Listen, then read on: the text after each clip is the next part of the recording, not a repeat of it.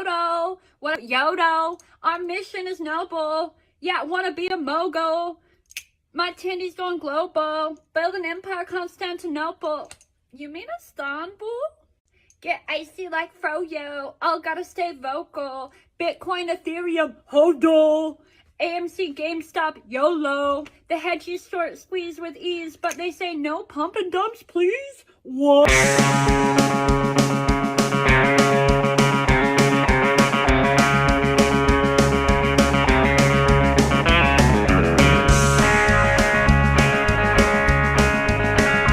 Yes, folks, welcome to another Left Reckoning. I'm Matt Leck. With me, as always, David Griscom. Hello, David. Hey, brother. And that was Heather Morgan, aka Razzlecon. More on her later in the evening. She is party to the largest financial seizure ever. Pretty incredible. DOJ history. Put numbers on the boards, Razzlecon. But first, we have a very, very exciting show for you tonight. We have Mike Prysner of the Empire Files, anti-war activist, Iraq War veteran. We're going to talk a lot of pertinent topics, I would say. We're going to get his understanding of the Ukraine situation with Russia and the historical split that can occur in the anti-war factions between liberal and anti-imperialist segments, and also we'll get a little bit of the libertarian anti-war flavor with Rand Paul heinous position on the freezing the assets to Afghanistan, and we have another candidate interview, Andrew Hairston, that David conducted, and we also are talking a little bit about false consciousness. Yeah. No, I mean, and that Andrew Hairston, definitely stick around for that interview. He's running for Justice of the Peace here in Austin on a very, very interesting, radical, humane campaign to bring power back to working people. I really enjoyed talking to him about his campaign, but also how he's thinking of how it fits into this larger project that we're all involved in, which is building the power of the socialist movement and the working class movement as well. So definitely checked out his campaign. We put a link to his campaign website below, and stick around for that interview as well.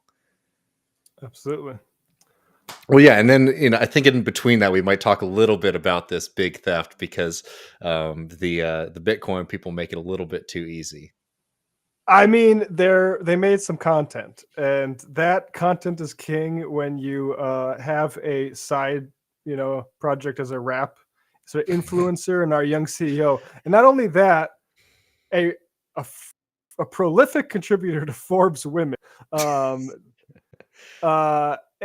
It's that's amazing. And then you put up $4.7 or $4.5 billion in stolen crypto, bitcoins. That wasn't that much when they stole it. And I need to say, the DOJ isn't saying that they stole it. I think everyone's inferring that, but the allegation is that they're trying to launder it through Walmart gift cards and other sorts of Bitcoin platforms. But it is a fun story. We got some fun video of that. Razzlecon, yeah. No, we'll get into it, and I'll just say at the top, we don't try to focus too much on the Bitcoin stuff, just because it's very fun and funny, but we try to make this also a little bit of a nutritious show for folks. But I really agree with our friend Edward Angueso, from This Machine Kills podcast, and advise that this stuff actually really does start to matter, because the people who are now starting to put large amounts of sums that they really can't afford into this stuff are, marginalized folks, working class people who are seeing all of these billboards and signs that are telling them invest in Bitcoin. It's a sure thing. And I think that this is where, it starts to transform actually from us just sort of roasting, some really, goofy folks, just saying we need to be looking out for people who are being taken advantage of right now, because it's not going away. I mean, it's a perfect example of what we're talking about. We have a bunch of basically stranded assets, dirty money, and it needs to find ways out. And like we said that with, that's what crypto was originally for, with buying drugs. So you have all this sort of cultural foam and just nonsense that basically tries to help people like these idiots launder money. But you know what? They gave us some music, so. Yeah. Exactly. Well, before we get to our guests and everything, I did want to start this show with a commentary about something that very much affects the left and Marxists. There are kind of like liberal countercultural aspects of this phenomenon, but I think it's something that's very much worth addressing as we're in this moment of rebuilding and reimagining what we need to be doing in the future. Y'all might know the line. It's a pretty roaring and thunderous one at the end of the Communist Manifesto, right? Workers of the world unite. You've got nothing to lose but your chains. And that can, build up the spirit, make your cheeks a little bit red, get you excited. But the question, when you read that in 2022, it has to be asked. It's been since 1848, since that moment when this was written, and we're still waiting. Despite capitalism expanding and proletarianizing billions across the globe, it can sometimes feel like Marx and Engels were much closer in a way to a global workers' revolution than some of us living today, right? That system, the system of capitalism, of the dictatorship of the bosses and the rich, has become more powerful. But it's also become very much implanted in our daily lives and our common sense. I mean, most people don't recognize that this is not the natural order. This is something that we have as human beings have created. And capitalism has certainly subsumed so many other traditions, both culturally and spiritually. One example is look at the churches in America. It's not like the churches have been sort of immune from getting caught up and making money and scams and all that kind of stuff. But look at the traditional, for example, like Southern Baptist Church here. I mean, it feels very, very much like a business in the fullest sense. Right. It's just amazing to see a tradition that's as old as that, thousands of years old, become so incorporated into a capitalist system. I mean, Right. look at the Falwells, right? The Righteous Gemstone inspirees. No, I mean, no doubt about it, right? Like, this is what I'm saying. It's like, this is an old tradition. This is thousands of years old, and it just has become incorporated into capitalism in such a way that it might seem to some of us like it's always been this way, and that's not been the case, right? So in spite of all of this historic weight lining up to show that there's these problems with these systems, we're just not there yet when it comes to the radical movements to overcome it. And this is why this is a question that any serious political thinker has to wrestle with, right? Despite all of the crimes and alienation and misery that you can see as a part of this system, why have we not been able to overcome it, right? The fact is that a socialist revolution is not just going to happen mechanically, automatically. That means that we actually have to build the conditions ourselves for change.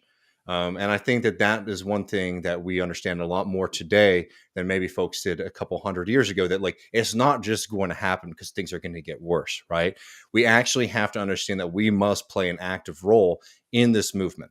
I preface this just to take people through the most zoomed out lens version of why there is this kind of crisis in socialist and Marxist thought, right? You feel like we've pointed out the contradictions. Things have only gotten worse since, for example, the Communist Manifesto was written. And we still have not seen a collective, we've seen pockets of resistance in socialist revolutions for sure, but it hasn't been this kind of global world revolution that people were hoping for at that time. So in the shift in hope, right, when people, particularly in the 1950s in the West, started to feel like this revolution is not around the corner. In fact, that maybe it's a revolution that was denied to us. Many did, and we still are in this era. They did what we call the cultural turn, right? The fight became not just about being against capitalism in general, organizing people into mass movements to challenge the system, and planting yourself into the labor movement. Intellectually, at least, it became about developing a critique of contemporary society and culture in the hope that this could, unlock a key to the answer, right? Why the revolution hasn't happened yet. And I don't want to say that investigating mass culture and ideology, is unimportant. It absolutely is. We do that on this show as well. But I want to note one specific consequence of that I think is very pervasive, not just amongst the Marxists and socialists, it's across the board, particularly with liberals. But I wanted to point it out and show why it's a problem and sort of work our way out of it, if we could, this time. Because I think it really is this kind of overcorrection that we had in turning towards culture and a critique of ideology in general, right? And the second bit, like, this development and this kind of over reliance in this kind of extremely condescending and unhelpful way that people think about the term called false consciousness. And I'll break down the history of that really quick, but just to give people kind of common sense understanding of what I mean by that, it's the kind of thought that a lot of, especially when you're younger and you start just to become a socialist, right? Like, you've had this realization about the system, and you think that the thing that's sort of standing in between us and like mass socialist revolution is just that, like, your coworkers are just so brainwashed by society that they don't understand the problems. Freaking They sheep. don't, and we need to wake people up, right? That's a very, very problematic place to be, both like personally and politically, and I'll break down why. But that's essentially what I mean by this kind of false consciousness discourse that a lot of people have. Is like, well, people don't know what's good for them, so we're going to tell them what they need to think and do, right? And let me break this down for y'all, right? Because if there's false consciousness, then there has to be a correct consciousness, and the correct consciousness is what we would call class consciousness. And what is class consciousness? I think there's a couple things that are very, very important to note. Class consciousness is not something that is necessarily innate. It is a possibility, but it is a process. It is something that we construct, right? Class consciousness is understanding your position as a member of a class, the working class, and having that understanding sort of govern your politics and your action, right? But if you think about this as just an individual level problem, you'd be making a mistake, because this is a class issue, right? The working class has the potential to be cognizant of themselves, to understand themselves as a class. And because of our radical nature, because of our position in the system as the people who basically produce it, make the system work for everyone else, but also do not get the benefits in the same way that the ruling class does, we have the potential to challenge a system, to eradicate it, to do something different. That's why the working class is the revolutionary class. And to be able to do that, we have to build what is called class consciousness, understanding yourself as not just an individual or Texan or North Dakotan or American or whatever different identity that you have. Understanding yourself first and foremost as a worker and a member of the working class, right? Because remember, class is not the only identity, right? And it won't be the only identity. It's not the only community that you belong to, but it has the potential to focus our attention and to organize us as a movement, as a class, to the fundamental causes of our maladies and of our existence, which are the dictatorship of the rich, capitalism. False consciousness is a term that maybe some of you aren't familiar with, some of you are familiar with. While Marx did lay the groundwork for this, particularly in Volume 1 of Capital, the term doesn't show up in Marx's work. It shows up in Engels' work. And that doesn't mean that it's not a legitimate term.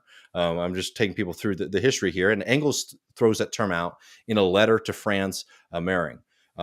It's a prototype that you can find in Marx's writing on ideology. Essentially, ideology is the system that comes out of ideology is what makes the world make sense to us, right?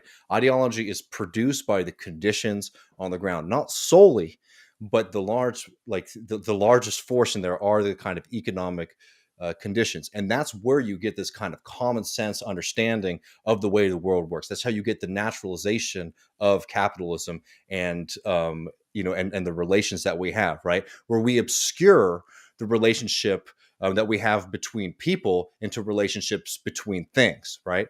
And that's ideology, and we can spend a lot of time talking about ideology. I don't want to get too focused on it because I want to focus on this false consciousness aspect of it, right?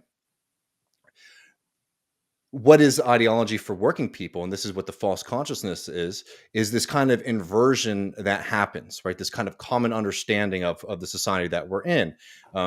Instead of seeing yourself as members of a community or of a class, you start to think of yourself as individuals. And when this ideology becomes really strong, we start to develop this ideology around individualism, personal responsibility, frankly, kind of anti-solidarity stuff. Think about a term or phrase like God helps those who help themselves, right? That's a very, very strong expression of a highly ideological statement. But I want to note two things, right? One, that is certainly false consciousness, right? So being able to recognize that and to address it is absolutely something that we need to be building the capacity to do. But also understand that in the absence of radical movements, in the absence of union power, labor power, community, all these kind of organizations, is it absurd that people create ways of thinking and advice that they give themselves and each other that are hyper individualistic, right? In the absence of collective action, in the absence of these kind of more communal movements, is it surprising that people have sort of created entire ideologies around the individual and how that's the only thing that's going to protect you, right? It's wrong, but we need to be able to understand where these things come from if we want to get out of this crisis, right? Because I want to talk about this a bit because I need to clear up some of the confusion around it. Ideology is a necessary thing in the sense that it helps us understand the world around us. It should not be surprising that an ideology has been developed to excuse the inexcusable, to justify the unjustifiable. But for many, many Marxists, the focus on ideology has become an impediment, right? To think that the reason that we are in crisis, the reason that we are not in power, the reason that the workers haven't risen up is just solely and purely ideological is a mistake, because that means that all we need to do is defeat the popular ideology through argument, reason, maybe media or art, right? Or a big spectacle, and that we would be in a revolutionary time. That's a huge mistake. That might work on a couple folks, but that is not the reason that we are in the moment, right? I don't want to be overly deterministic about these things. Dealing with ideology and mass culture and these things does matter, but I think a lot of people fall into the trap of thinking it's the only thing that matters, right?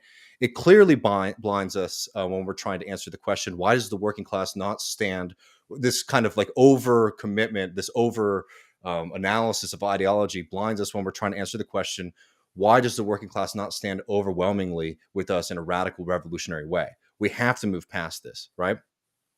The first problem with the false consciousness stuff is it's extremely condescending to say, you don't know what you want. Me and my buddies do. We've been reading, journals together, and we figured out your problems for you, right? That's extremely condescending.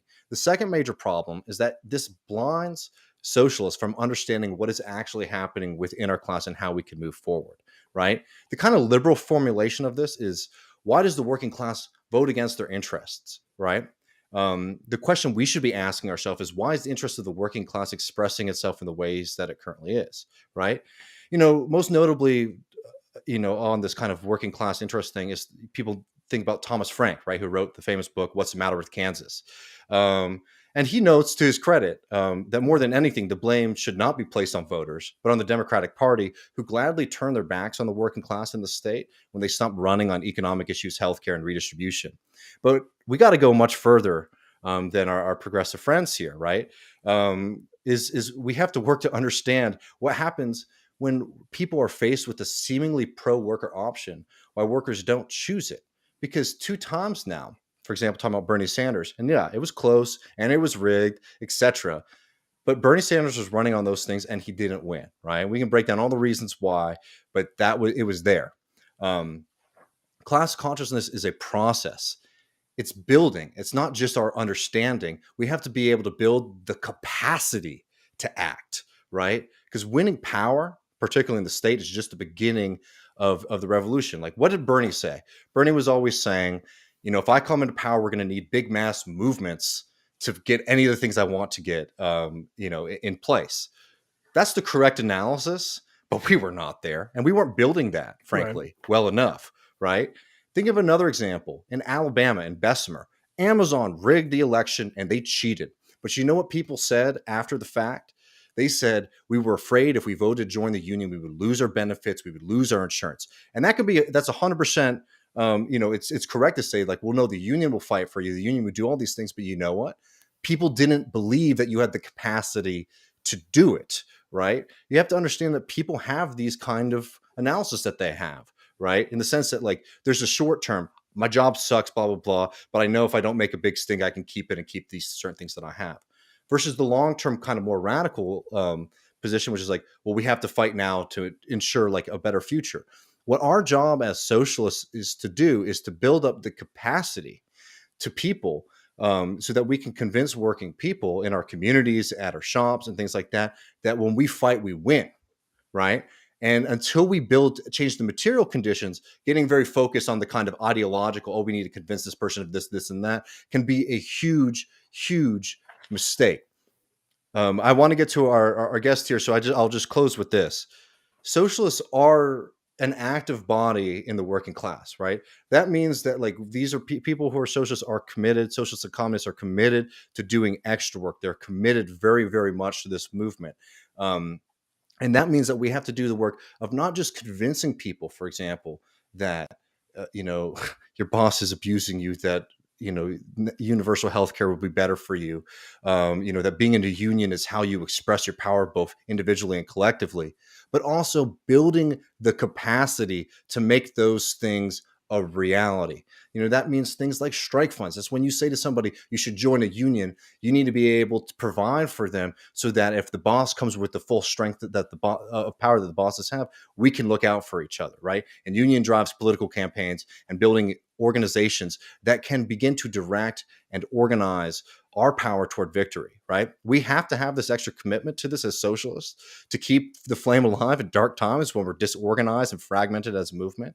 And for that reason, and that reason alone, we need to be able to understand what our task is. It's not to like awaken, some kind of stupefied masses that doesn't understand what's happening. We need to not just be able to articulate our vision, but we have to start showing through mass movement and organization that we can win immediate victories and then win the world, right? And it's really understanding that, it's not that people don't want things or think that their boss is an asshole or think that the power structures of the society aren't working in their favor. People do not believe that we have the plan or the capability to follow through on the things that we're promising. And until we start to really focus on that, we'll never get out of this quagmire, right? And that's why focusing so much, for example, on these kind of false consciousness or ideological things can be a huge impediment, especially if it's preventing people from doing the actual on the ground kind of material analysis as to why, we are not in power today, right? And that's my 2 cents to start off. There you go. Well, there's a reason Benjamin Franklin sort of like waste not, want not got popular, right? Because that stuff is empowering, because if you're wanting, you don't waste stuff. And you have to figure out something that's more empowering than that. Well, let's get to our guest now. See him in the waiting room. He is an anti-war activist, Iraq war veteran, a producer at the Empire Files, which I can speak for David. We endorse wholeheartedly. Mike Prysner. Mike, thank you so much for joining us this evening. Yo, thanks for having me, guys. Happy to be on. All right, and I'm just gonna let's see if we can get your mic a little bit louder. Yeah, sure. I don't want to take up the Let's see, lead. a little bit quiet. Yeah. Is that cool? I can turn my gain up. Yeah, let's get some more How's that? gain if we can. Oh, there we go. It's a lot better. that's Perfect. Sweet. All right. Yeah, so Mike, I saw this tweet that you posted in the context of somebody dunking on Tim Pool and Vaush over some sanctions stuff, and I think this is a really, I found it really instructive and interesting way to think about this thing. So I wanted you to flesh this out for us. But you said this isn't just an online thing. In the Gulf War, the anti-war movement split between the anti-imperialist wing and a much larger liberal wing, which actually had mass marches under the slogan, "Sanctions, not war." U.S. sanctions then killed about a multiple Iraqis, mostly babies. Now, in the context of what's going on in Ukraine, like I want your understanding of that to the best.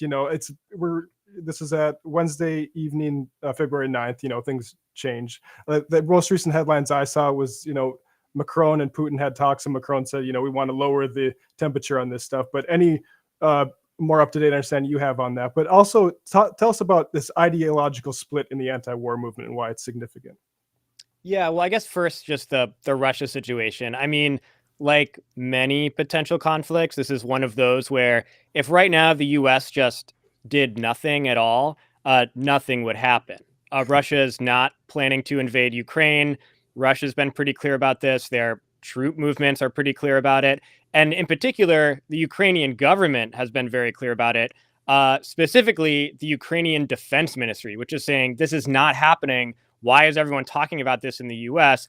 And it's been pretty funny to see all the U.S. bourgeois media, the New York Times and others, having to run around and write all these op-eds to be like, no, actually Ukraine is wrong and we are right, that Russia is going to invade Ukraine. So Ukraine probably worried about them being the flashpoint for World War III. So they're very much trying to turn down the temperature as well. And, this is really a long pattern. I mean, of course, the Cold War was a period where very much people thought that there was a chance of nuclear war and mutually assured destruction and bombs hitting American cities with nuclear warheads and bombs hitting Moscow with nuclear warheads. It was a very scary time for people. And so out of that came an actual framework or architecture to resolve things diplomatically, to turn down temperature, to make sure that there wasn't an outbreak of nuclear war. And there was multiple treaties and guarantees that both Russia and the United States came to together. One of those guarantees was the United States on multiple occasions promising NATO will not expand east. And now NATO has expanded pretty much all the way up to Russia, except for Ukraine. Notably, that being actually a common route since the times of Napoleon for invasions into Russia.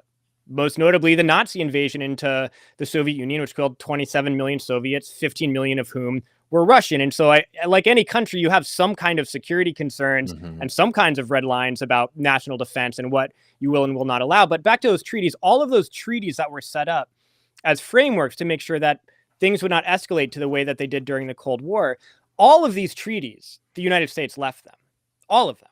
And so all of these things that were put in place that would guarantee that we wouldn't get to a place where World War III could start and it could be nuclear. The most significant one recently was in 2019. Trump tore up this intermediate range missile treaty.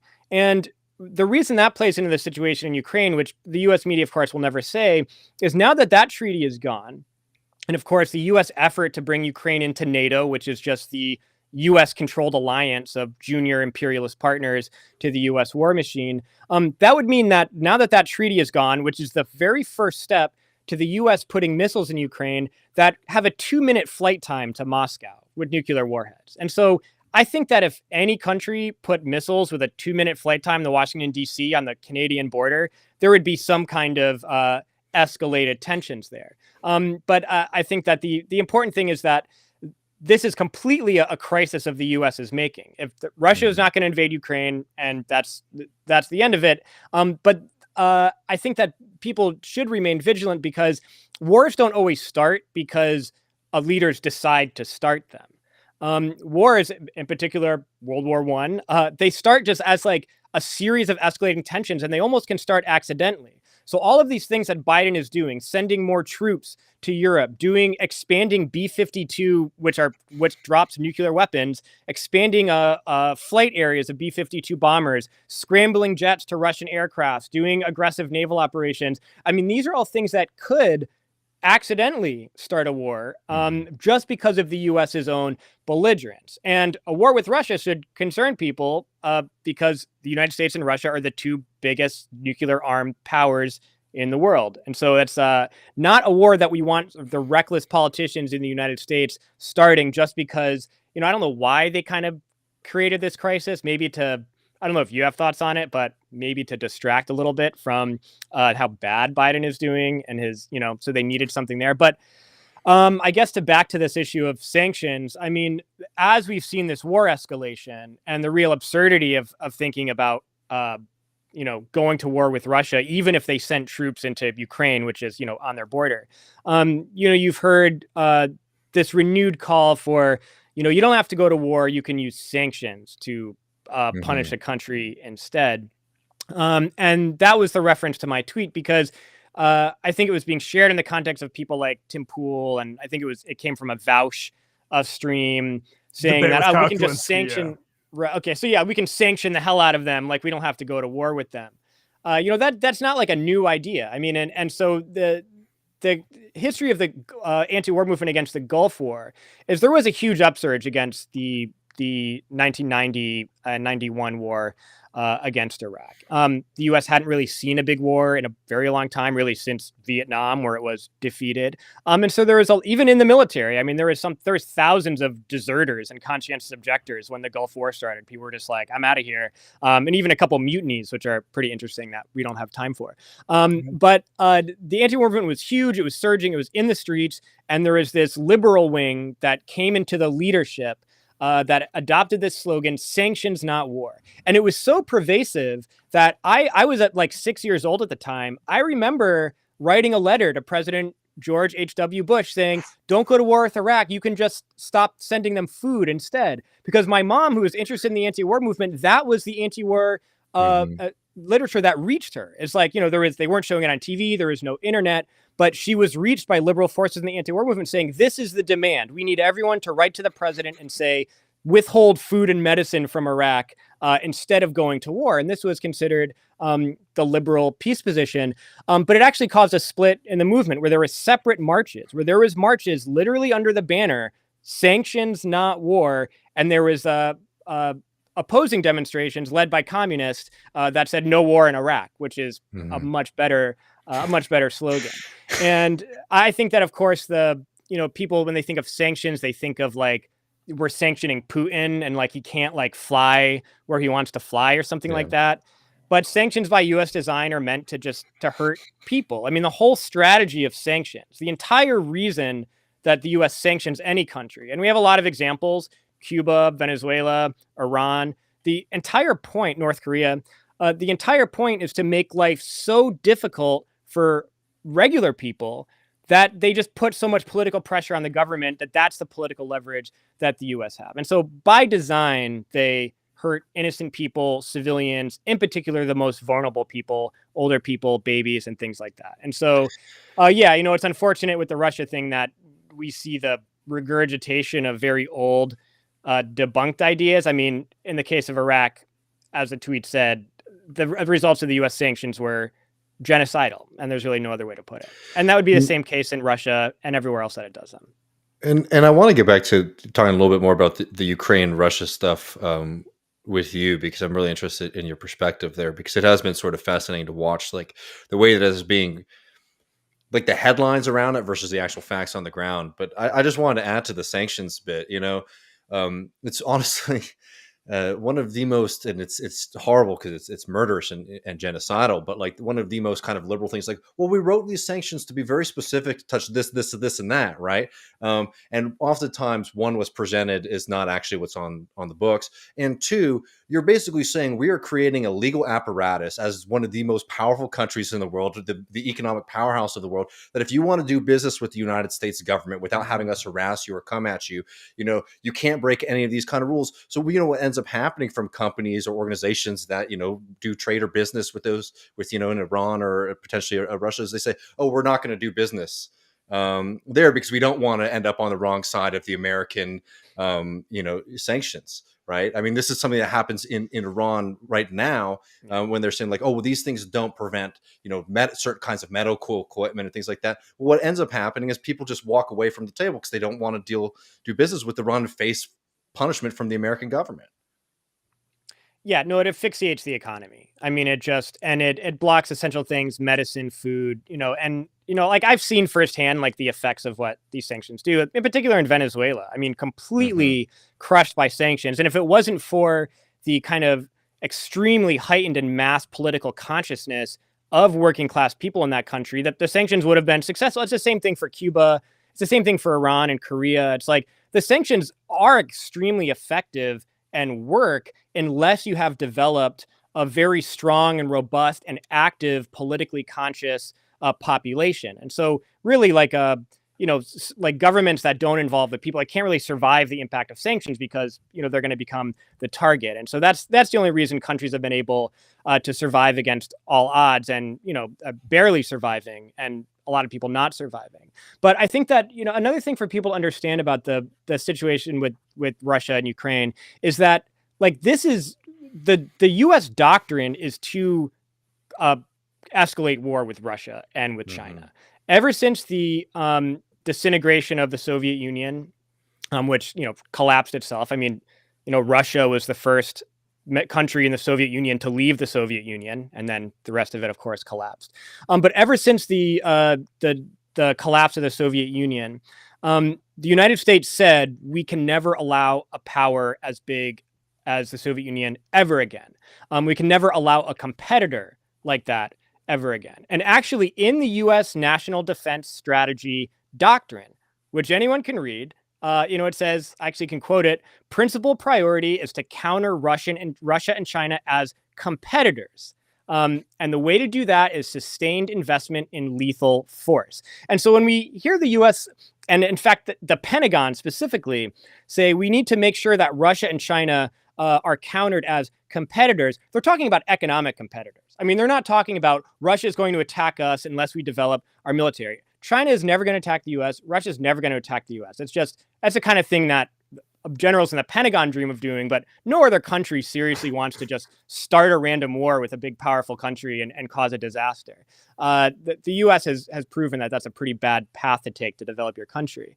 And so the U.S. has in its doctrine to prevent Russia and China from being real economic competitors. So this is about hegemony of U.S. capitalism, of U.S. banks, of U.S. businesses. And how do they want to counter the economic competition of Russia and China? Well, they say it plainly. The development of lethal force, meaning continually investing and growing your capability to kill a lot of people, and to say, okay, our leverage to make sure that our businesses, our banks, our dollars are going to be going in places instead of China, instead of Russia. The contracts are going to be going to our companies instead of Russian Chinese companies. The leverage we have is to make killing machines that we can say, well, we'll just kill a lot of your people if you don't, allow us access to this area. And that is just the encapsulation of U.S. policy towards every country, everywhere in the world. It's just really nakedly about securing access to markets, resources,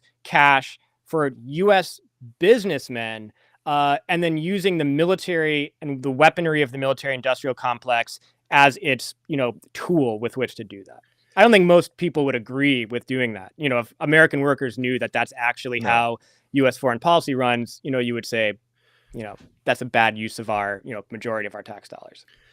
And I mean, the irony, I guess irony is the wrong word. The cruelty of it is that the empire is never satisfied, right? Because so the ideological enemy in the Soviet Union is destroyed, and then the American government has essentially a foreign policy of trying to rub their nose in shit.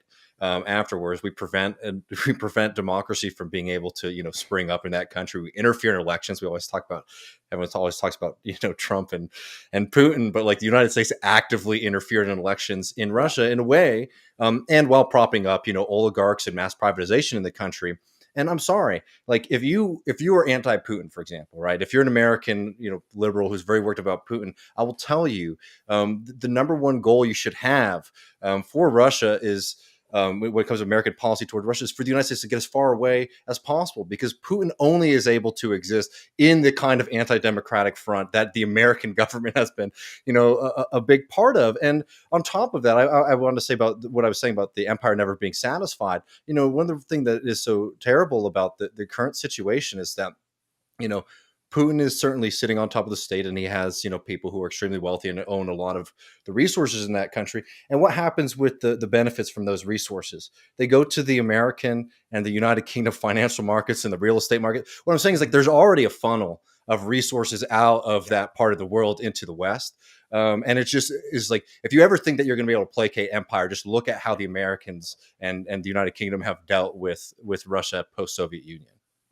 Yeah, no, I mean, that's a great point too, because with it's easy to see with China, why the capitalist United States, we have to confront China because it's run by communists, and they are operating a foreign policy with a communist ideology and cooperation, all of these things. And it's this, like it was in the after World War II, where you had the socialist camp and the capitalist camp, and the world divided into these two poles in the world, and you were with the communists or you were at the capitalist imperialist countries. So of course that explains in addition to being a big economic competitor, U.S. hostility towards China. But Russia, after the Soviet Union was overthrown, the U.S., as you mentioned, was very involved in Yeltsin and the presidency and stuff like that. But Russia is a capitalist country now, and kind of a pro-U.S. capitalist country. Like culturally, like Russian culture, like idealizes the U.S., wants to be like the U.S. I mean, there's no like hatred of America like you might find in other countries.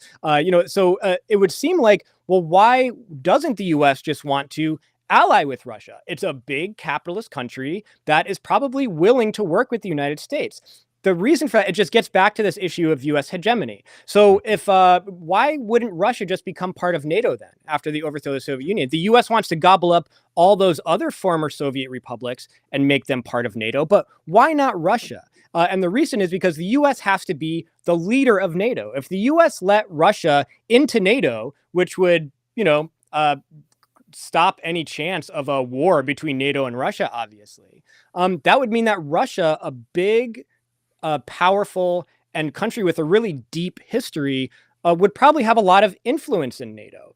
Other European countries in NATO might, align more with Russia. Countries like Germany, especially, which has long-standing historical and cultural relationships with Russia, would probably gravitate more towards Russia as a NATO country. And so it's not just about like the ideological battle of socialism versus capitalism. It's about the U.S. We want capitalist countries in our orbit, but we have to be the most powerful capitalist country. And if there's another capitalist country that might step on our toes a little bit, and us as the great eagle at the top and all of the other imperialist partners are under our wing, we can't accept that. So it exposes that the U.S. is just about its own domination, or its domination of its ruling class. And I think that that's a really important point in the sense that, like, one thing that, I mean, this is just me having some self-reflection. I've been a little sad seeing even some of like the kind of like left/socialist reaction to the crisis, right? And I don't know, just I think the vast majority of people who are principled socialists on this, I think, have had the right take. But I have seen, this kind of like, sanctions or, pro-sanction movements, or people saying, well, this time is different, right? This is like Putin is like the real threat to democracy. And I guess for me as a member of the left, that has made me sad. But I want to make the larger point that what you're seeing, I've just been trying to remind people, it's like, this is one of the good American socialist traditions, like World War I, as it was like the great communist tradition, right, was opposing the imperialist war. And remember that there will always be a story, right? It's the Kaiser, right? Like there's always like some kind of threat that can be, sort of, pumped out through the media. And I think when you look at Ukraine, and Russia, I think one of the best examples of this is, one, to look at other countries' media, and two, look at the way that it's been sort of talked about in American press, in the sense that like this is a ticking time bomb. There's been some mobilization by Russia on the border, right? But nowhere near the kind of logistical capacity for any kind of like land invasion, right? So when people are sitting here like, there's a picture that's being presented to the American public, right? That there are guys standing there and they're putting the barbed wire on the border and they're ready to charge over it. Like there is no real logistical capacity for doing any of that. And once you start to see that, like, oh, well, this is being hyped up, then you really need to start challenging and questioning this narrative as to why, this story is sort of being promoted to all of us, that we are, 5 minutes to midnight of a full-on Russian land invasion of Ukraine. Yeah, I mean, and what you mentioned about how the people are just so inundated with this fear about Putin, and it makes sense if you meet people who are like, yeah, I hate that guy, we should do something about him. I mean, this was, back to that example of the Gulf War. I mean, this played out in a big way in the invasion of Iraq in 2003 also, where it was any anti-war voice that got on the mainstream media, because there were mass anti-war protests at the time. The first question that they would be asked would be, well, what do you think about Saddam Hussein? Don't you agree that he's a madman? Don't you agree that he's evil? And if you agree with that, then what do you think something has to be done about him? So if you're not for war, what are you for? What do you think should be done about him? And this again cleaved the anti-war struggle into a liberal and anti-imperialist wings. I mean, anti-imperialist leaders who would go on the news would say, I'm not answering that question. You're trying to trap me into a question to legitimize the war propaganda. Whereas the liberal wing would say, yes, of course, this is horrible. Something's got to be done, but war is not the answer, type of thing. And there was a split in the anti-war movement in 2003 also. And a pretty major one. And of course, the bigger wing, although both wings were pretty massive, bigger wing was led by Democrats, liberal organizations, and so forth. And that split was over slightly different things, but it came down to that kind of core idea. And so it's a tried and true tactics. That's why the U.S. keeps using them, the boogeyman and everything. But I think maybe something that more be relatable to people is: do you really want Biden making decisions on whether or not we're going to go into World War III and then being in charge of World War III? It would seem, I think most people would think that's a bad move, no matter who's on the other side. Also, I mean, I would just say, from this is anecdotal, this is my personal experience, but like, I have a hard time seeing most Americans, particularly working class Americans, like actually wanting to see any kind of American troops going to die and to fight over Ukraine, right? I'm not even making any kind of larger statements other than like, I don't think there actually is that much popular support amongst like the people. So like, there has to be this kind of narrative that's being promoted, because I mean, like, liberals have been really pushing a kind of Russian phobic like narrative for a long time, but like, and they're very worked up, and they're but again, like, I don't think that this is like really trickling down to the vast majority of people, which is why the ticking time bomb, like this kind of the way that this is being sort of pushed on people right now, does make me more worried, because it's like, okay, there wasn't there's certainly a political agenda from like the U.S. military, from like an imperial perspective of like wanting to protect our hegemony. Then there's a kind of like Russia fixation that has become very popular with people in the media and a lot of American liberals. So that how can you sort of excuse to an American people who I think are just tired of war and conflict across the board. And the only way to really do that is to try to bring up these old, as I was saying, 5 minutes to midnight, it's Hitler invading Poland kind of thing. And I hope that we're able to push and help people see through that. I have to say, I think that, I don't want to talk too early, obviously, but I do think that like on a popular level, on a national level, I don't find there to be as much hunger as I think people in power would sort of like.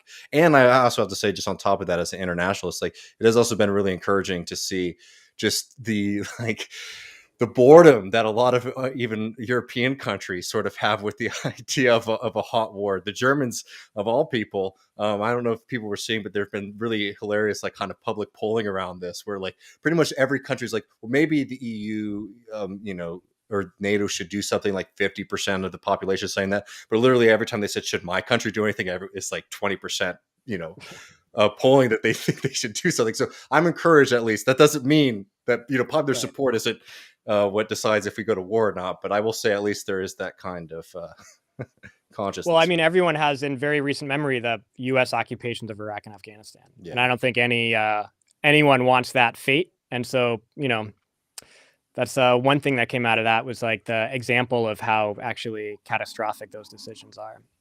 Yeah, I mean, kind of related to that, and then we'll move on to Afghanistan, but there's that skier who has dual Chinese American citizenship, and everyone is freaking out because she's performing for China.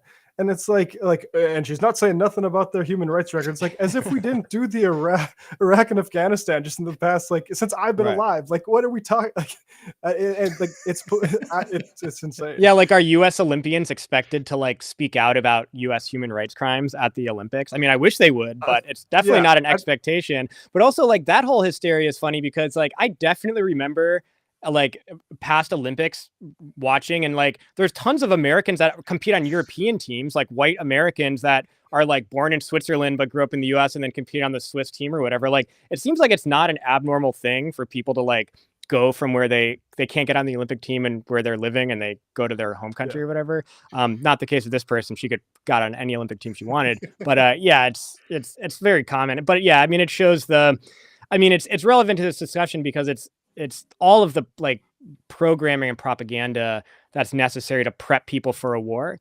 And as I mentioned, that in the U.S. national security doctrine, it's Russia and China, and everything needs to be focused on confronting them and building up our weaponry and prepping the population for, these are our enemies, and we need to do whatever possible to make sure that they don't become big powers. And so that bleeds into every element of culture, even the Olympics, sadly.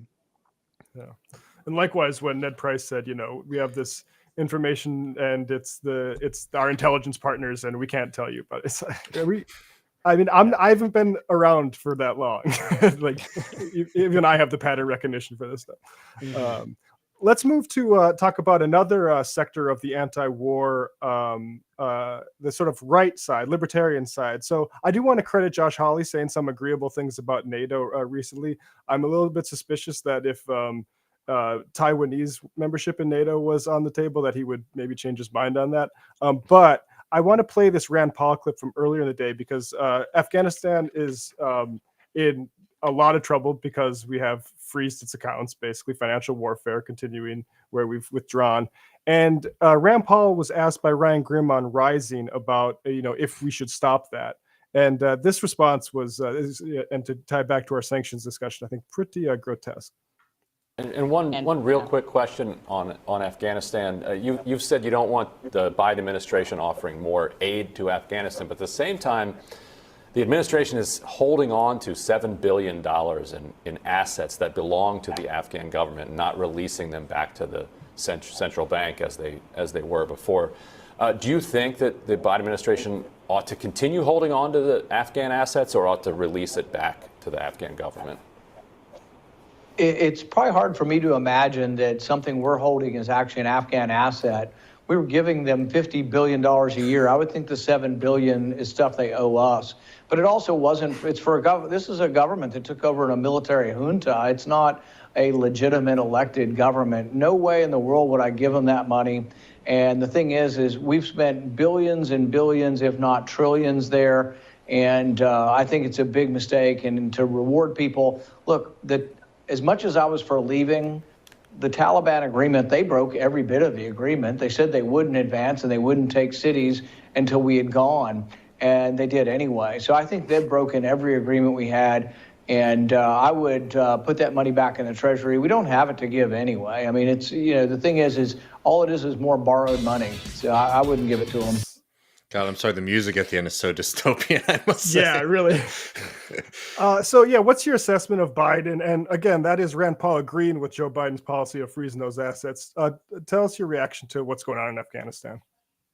Yeah, I mean, well, it reminds me of like Trump being like, why don't we take Iraq's oil? Like that's our oil. Like we took over the country, it should be ours. So like the arrogance of like, that's our money.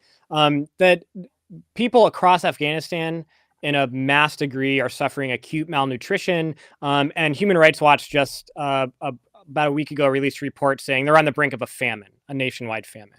That is the impact of the United States seizing billions of dollars of assets from Afghan banks. Of course, all the money that was looted by the U.S. puppets as they fled the country, that was a lot of money too. The United States and the World Bank have imposed really severe sanctions on Afghanistan, in addition to freezing all its assets and looting all its assets. And of course, that's hurting Afghanistan, already like one of the poorest countries on earth. Of course, that's hurting everyone. Social services are collapsing. Everything is collapsing in the country because of the economic warfare of the United States. Rand Paul, this whole like, it's not a legitimate government. They took power in a junta. It's like, this was a negotiated surrender. The United States negotiated their own surrender, and the Taliban actually, protected them on their way out. This whole, they didn't come into cities. They said they wouldn't come into cities until we were gone. If the Taliban didn't come into Kabul before the U.S. was gone, there would have been a lot more attacks like the one we saw that was the deadliest attack of the entire Afghan war for U.S. forces. And it was Taliban doing security, covering the retreat of the United States. But, I will say that, it's funny because Rand Paul, too, he's the one that throughout the entire, when Trump was elected, was like, finally, we have an anti-war president. That was Rand Paul's line, and like bringing the libertarian world into Trumpdom by saying he's the first anti-war president we've ever had. Obviously a load of BS seeing what Trump did. But I think that Biden's approach to Afghanistan, while it's genocidal, the sanctions regime and the freezing of assets, which just should immediately be released. I mean, like if you don't want to hurt innocent people, release the assets. But they do want to hurt innocent people. I think that the U.S. knew it needed to leave Afghanistan for a long time. One of the reasons that the defeat took so long is because, what president wants to take responsibility for a lost war? It was pretty obvious for a very long time that there is no way for the U.S. to leave without a total Taliban takeover. And so, Trump was possibly going to be the person that ended the Afghanistan. I mean, he was saying that he's going to do it. Lots of people were saying he was going to do it. But when it came down to it, he was probably like, do I really want to be the guy that had the big Afghanistan disaster happen on his watch? So he kicked it down the line to Biden. And I think that what the Pentagon wanted to leave, I mean, it was a clear military defeat.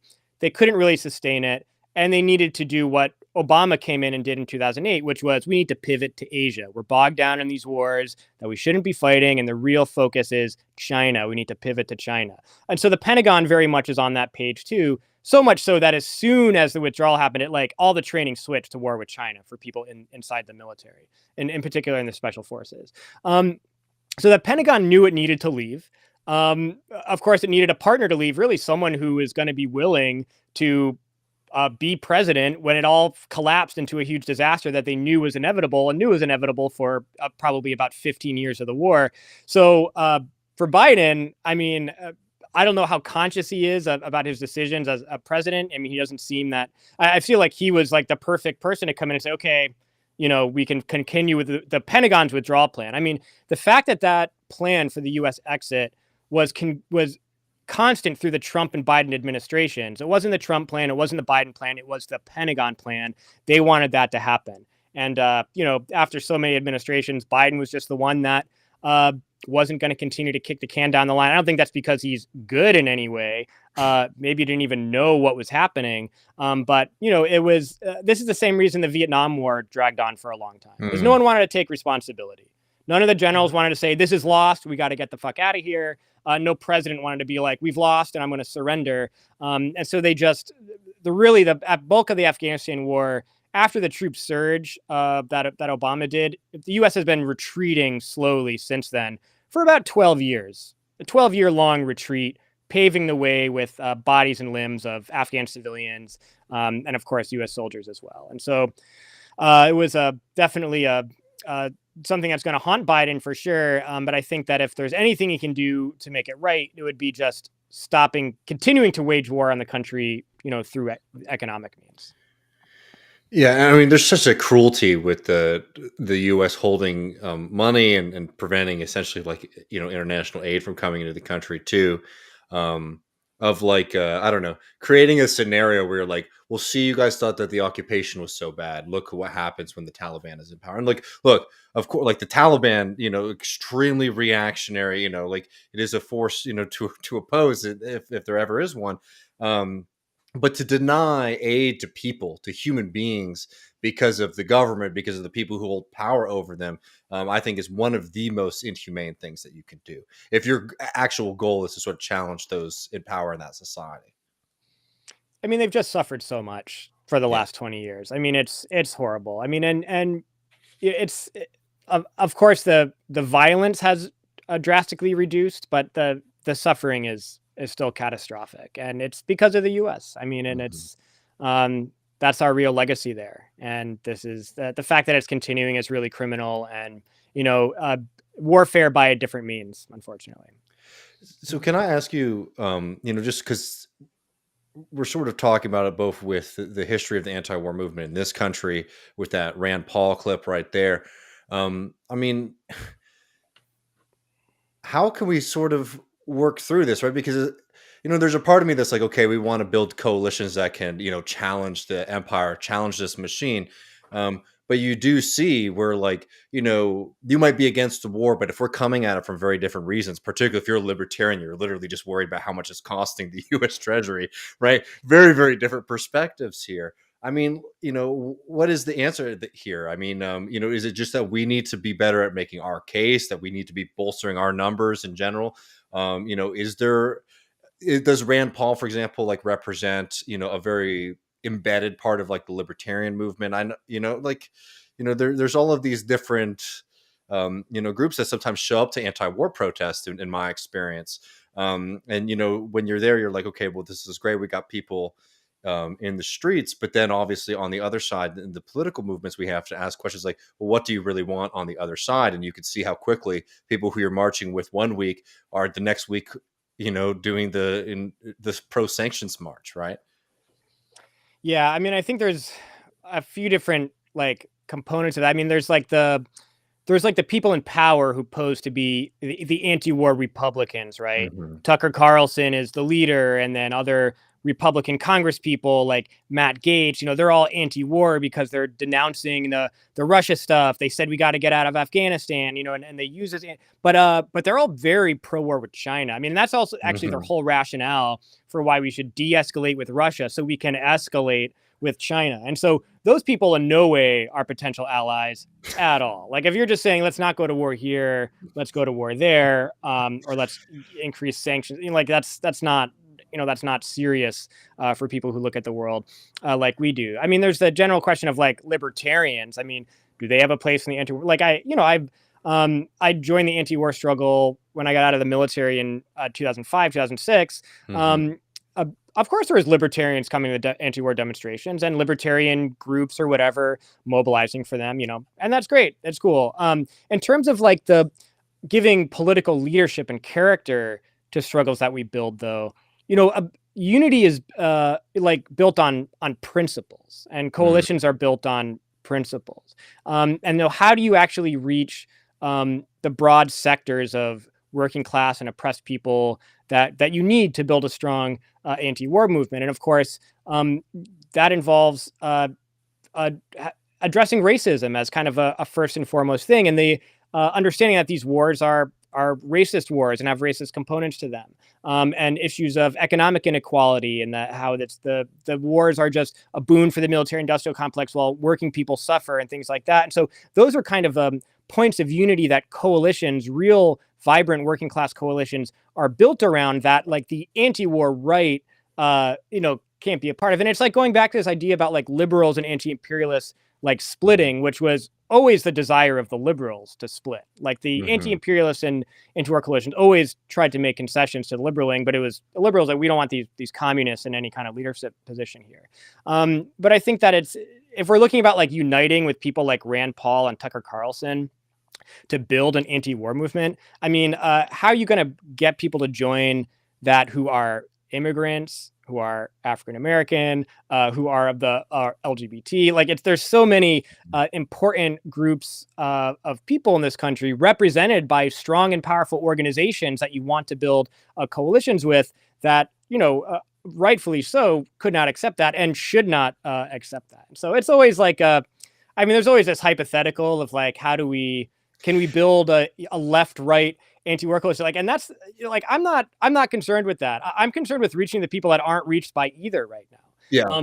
Like there's, like the anti-war right, this like whatever niche. Well, so I mean, I'm sorry, like, not to cut you off, but like, I feel like a bit of that is like a bit of a misnomer too, right? In the sense that, like, there's people who like, I mean, I was talking to some friends about this the other day. I meet people, because I'm in Texas, I'm in the South, so like a lot of people that they're not, I don't know, like, they don't want to be left because of the aesthetics of it, right? But there's a lot of people who like generally like they're anti-war, they're against these things. It's like they might say that they like a Ron Paul character, and literally it's because he's anti-war. So I always say that like, well, we should be doing, instead of being like me being like, well, Ron Paul, I love Ron Paul, he's my boy.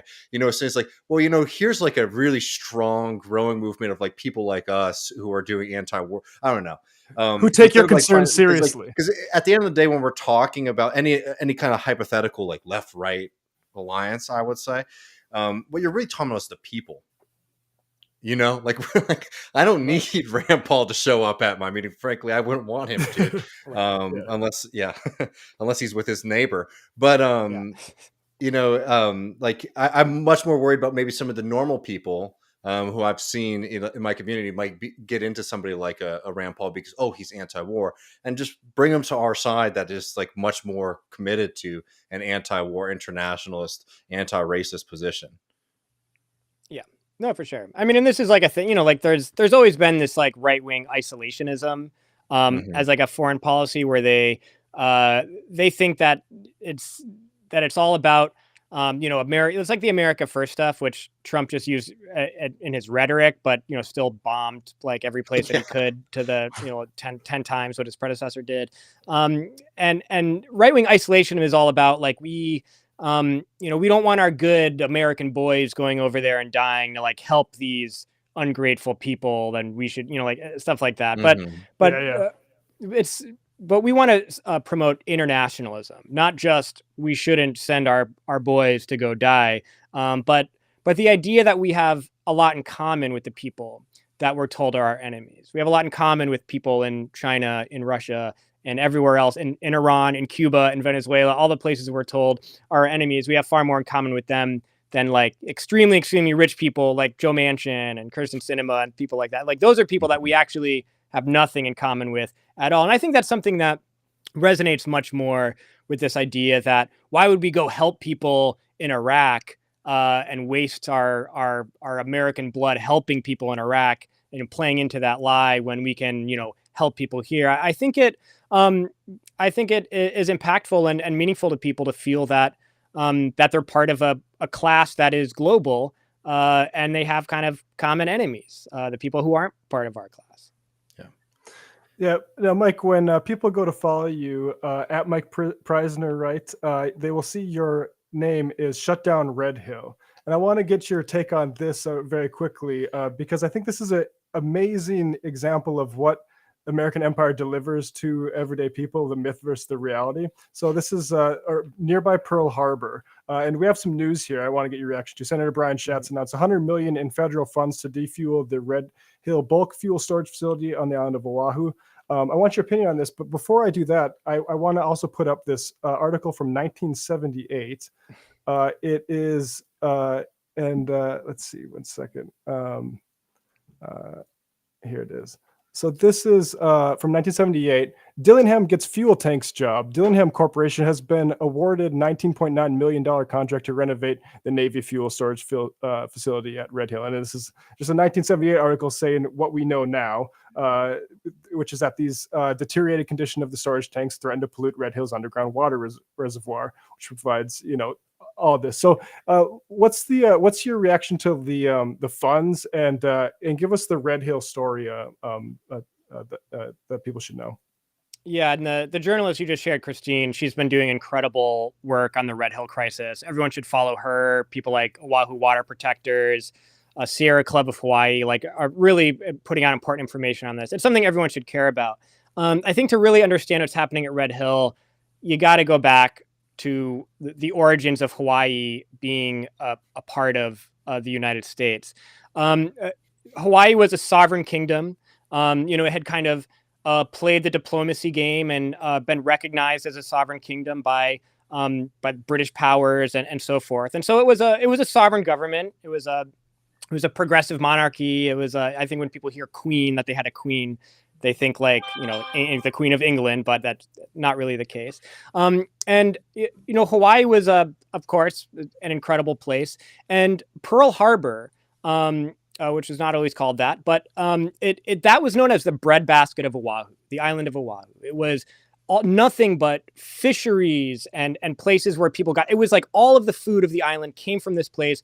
It was super advanced and developed in the ways of working in harmony with the ecosystem to extract massive amounts of food for the people on the island and also live at peace and harmony with the environment where it was so sustainable. And it's hard to overstate how important Pearl Harbor was to the island of Oahu and to Hawaiians. The United States saw Pearl Harbor and said, this is a really good place to park aircraft carriers and to park naval destroyers. So in 1895, they sent the Navy to Hawaii, and they carried out their first their first regime change operation, where they took guns, they surrounded the presidential palace, and they said, the U.S. is in charge now. Mm-hmm. And what they immediately did is they immediately went into Pearl Harbor and just dredged it all out. They just destroyed it. They destroyed all the fisheries. They destroyed all the wildlife. And they just you can't eat a single piece of seafood from Pearl Harbor now. There's signs all around it saying it's poison. Do not even go in the water. And so that is how the U.S. military started in Hawaii and on Oahu specifically.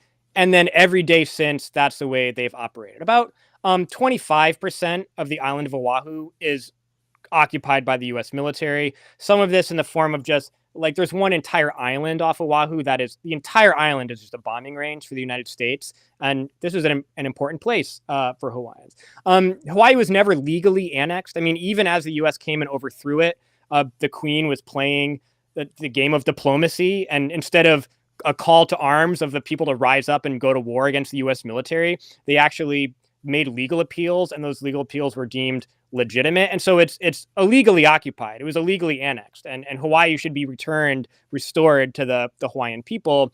The U.S. military should leave. But so much of the island is taken over by the U.S. military and just dumped on. I mean, it's just treated with just disregard for the environment, for human life. And so Red Hill is just part of that long history of just the military just destroying it for the purposes of having, and this was the first step for the U.S. becoming a big global empire. Stepping out off the continent, once they had conquered all of the continental United States through wars of aggression against Native peoples, then they started stepping out. And stepping out to Pearl Harbor was very important for the empire. And then from there, they're able to project their power all throughout the Pacific, all throughout Oceania. And that was the reason for doing it. And so Red Hill was the fuel storage tanks to complete this mission, to get fuel to all the ships in Pearl Harbor, to send them elsewhere in the world, to kill people, to expand the U.S. empire. Now, these fuel tanks, it's just a quick rundown. It's like, many, many millions, like 25 million gallons, or maybe it's more, 200 million gallons of fuel, always stored in these tanks. The tanks are literally underground, right above the main aquifer in Hawaii, which means that when fuel spills from the tanks, it gets seeped into the aquifer and then just goes everywhere in the island. They've known this could potentially cause irreversible damage. I mean, it could cause the permanent loss of this aquifer. And we have an aquifer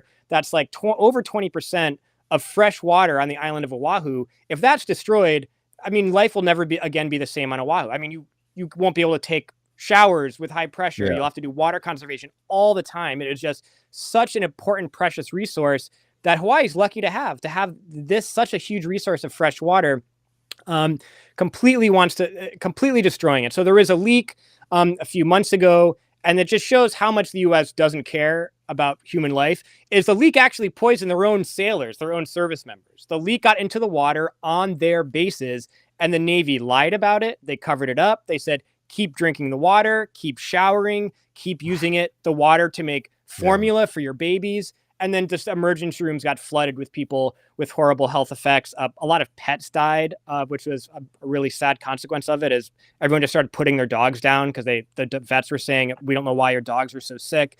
And so it was a really horrible thing. And the Navy just lied about it, covered it up. So then to get to what your point about how Schultz, Congressman, secured $100 million in funds to defuel the tanks, what's happening is like a really incredible example of how the military really is above government in this country, how the Pentagon is above our democratic institutions. The government of Hawaii, the governor, the Department of Health, the Board of Water Supply has said to the Navy, issued an order from the state of Hawaii, you have to get the fuel out of the tanks. You have to do it. They said you have 30 days to come up with a plan to get all the fuel out of the tanks because the water's still poisoned right now.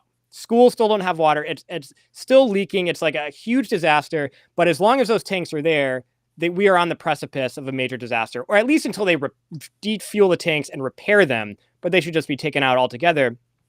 So the Hawaii said you have 30 days to come up with just a plan. You don't even have to take 30 days to defuel them. In 30 days, come back with a plan to defuel the tanks. So a couple days ago, that deadline passed.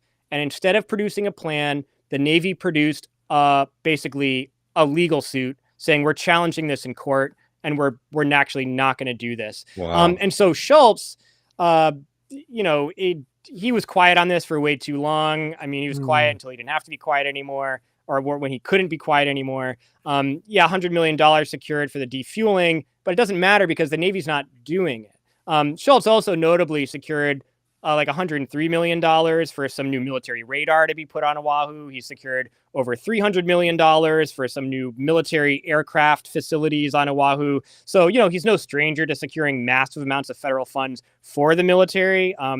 Maybe why he gets a lot of money from defense contractors like Lockheed Martin and so forth. But really the situation with Red Hill now is the fuel's still there. It's still, we don't know how much has leaked. We don't know where it is. There's still wells shut down. It's still a major water crisis on the island. So there's just that, dealing with what's happened in the past, that this leak happened. It's not cleaned up. But then this massive struggle on the island to say, as long as this fuel is stored in these tanks, it imperils the entire island and the future of clean drinking water forever on the island. And so it's just a really, and then so you have like the Hawaiian government trying to tell the military what to do. The military is not listening to them. But then, of course, you have Native Hawaiians who are fighting their government for stronger things. And so it's fighting for sovereignty, fighting for their own land. And really my experience going there, I mean, it's just such a militarized place. I mean, you fly into Oahu and there was fighter jets on the tarmac where my airplane landed, the civilian airplane. It's like, Wow. It's wild. I mean, the whole island is taken over by the military. And then you have Native Hawaiians who don't have access to any land at all. It's their country. They have nothing. And yet the military is able to just train on it, shoot bombs into wherever they want, and so forth. And so it's really tragic, but it's something that I think is becoming a big scandal for the Navy and for the Department of Defense. And so it's something that if everyone does what they can to connect with the people that are organizing in Hawaii, putting pressure on Biden, putting pressure on the Navy, this could turn into a bigger scandal. I think it was a big scandal when the leak first happened because you had all of these soldiers and military families who are covered in rashes and in the ER and their babies all sick in the hospital. It was a compelling thing. But this is the potential for this to grow into a crisis that really is like the forefront of addressing the U.S. military's destruction of the environment.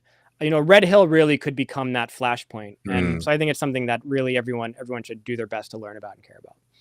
Yeah, we'll link to your report, Native Hawaiians Fight U.S. Navy for Polluting Islands Water from December. And yeah, there's Instagram, Oahu Water Protectors. There's some links in the notes there so people can there. But Mike, thank you so much.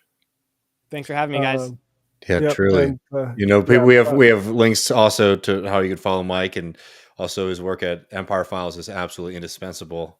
Truly, it's an honor to speak to you tonight. So thank you so much for being generous. And I love what you guys do too. Thanks, Mike.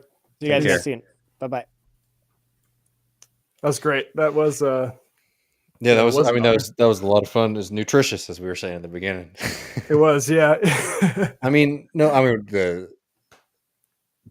People like, I mean, I didn't want to, praise him too much to embarrass him when he was on camera, but his work in general is amazing. I mean, I remember before doing any of this, watching some of his anti-war speeches. It was really great to talk to him. And most recently, I mean, this, I think the attention that they've brought to this issue has been really, really a major role in why more and more people are talking about it. So this is why I'm, continuing to share their work and awareness of what's happening in Hawaii, I think is very, very crucial and can hopefully lead to a better settlement. And it's so wild to me because I think of the way my grandpa, who didn't serve in any combat, but was in the military as a young guy. This is after World War II. But the way he traveled to Pearl Harbor, right? Mm-hmm. And it has this iconic sort of, it's like a pilgrimage for guys who love the military in the Navy, and we're fucking poisoning it to the point the island isn't going to be inhabitable unless we do something. Well, I mean, and the cruel thing about it is I don't have anything other than to larger point other than just say it's just so cruel what the U.S. military and the U.S. government does to Native peoples in this country, particularly with finding really special spiritual and holy sites. And just occupying them and using them. I mean, Hawaii, unfortunately, is not alone in that, but it's absolutely. And people should, if you aren't familiar, and maybe we should do a longer segment on this in the future. People should look into the annexation of Hawaii because it is one of the most clear-cut scandals ever. All of the theft of native land, obviously, is stained in a with blood and genocide. But effectively what happens is you had some preachers and missionaries getting together and saying we have announced our independence as a society, right? And it was supposed to be we're now a revolutionary democratic society again.